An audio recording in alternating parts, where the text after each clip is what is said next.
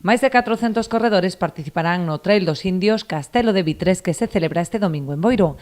Ademais das distancias longa e curta de 24 e 14 kilómetros respectivamente, este ano ofrécese a posibilidade de realizar unha andaina tamén de 14 kilómetros en modalidade non competitiva. Nesta oitava edición, a proba formará parte da Copa Xunta de Galicia de Carreiras por Montaña.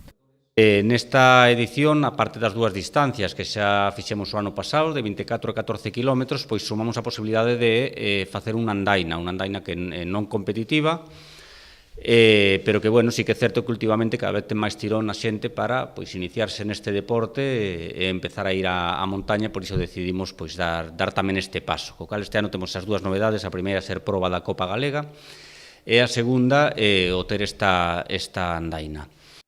A dificultade é alta, posto que se trata dun circuito moi técnico que discorre pola Serra do Barbanza. Unha proba, bueno, pues evidentemente de montaña, unha proba bastante dura, sobre todo os 24 km, os 14 pois non tanto, pero os 24 sí que me consta que ademais por os lugares por onde transcurre son sitios moi complexos, con moitas pedras, moita montaña, ten a súa dificultade, non?